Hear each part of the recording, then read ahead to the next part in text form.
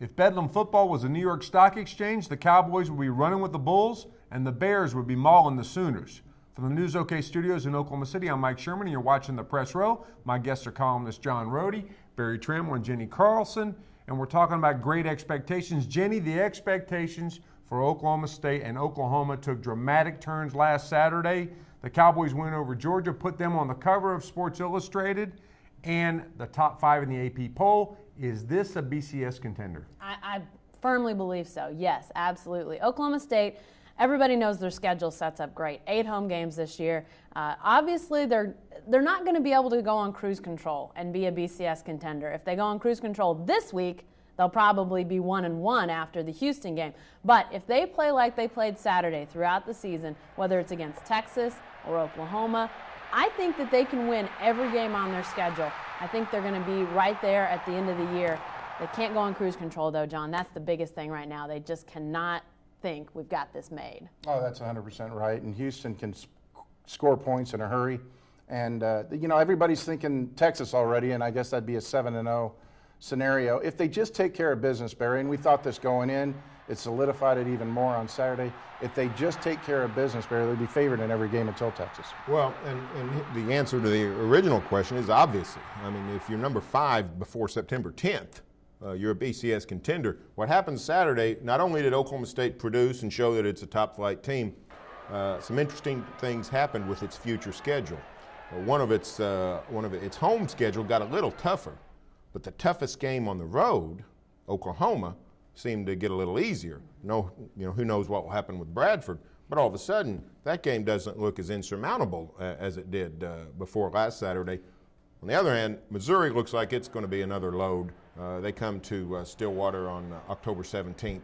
Won't be anything easy about that. Missouri's got another top-flight team and quarterback in Blaine Gabbert. So it won't be easy, but Oklahoma State definitely is a BCS contender. Okay, the Cowboys on the cover of Sports Illustrated. We know about the jinx, all right? But what I heard and read from the OSU boards is that it's the nullification of the jinx because the Cowboys were on the regional covers first.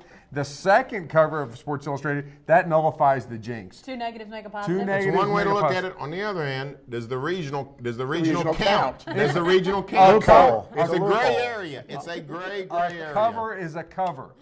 But it's interesting how the conversation really has now, okay, they got this win in the bank. Now let's look at the schedule.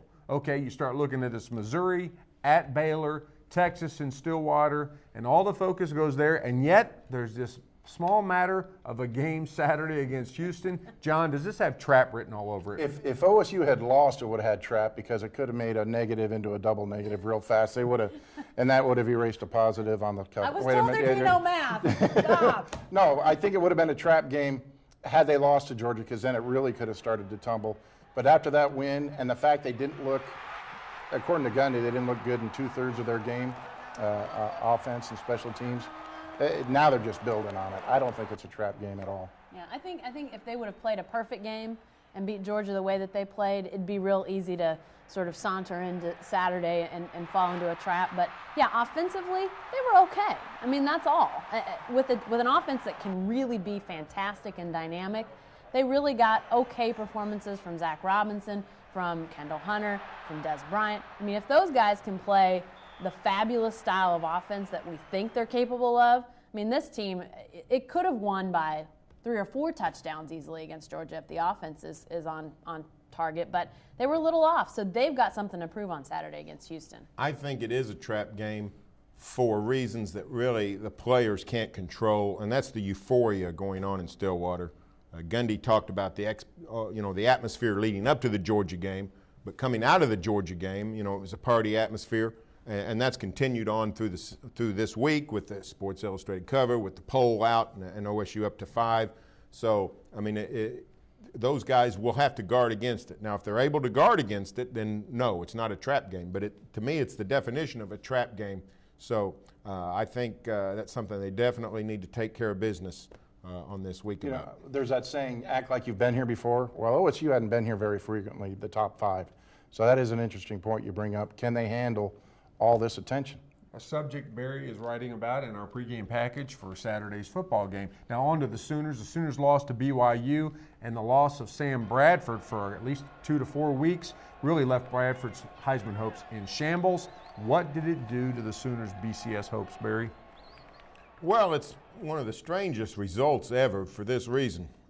Hardly ever do you lose a game like that, and the loss is the least of your problems. I mean, they got 2 major problems. Forget the 0-1 record.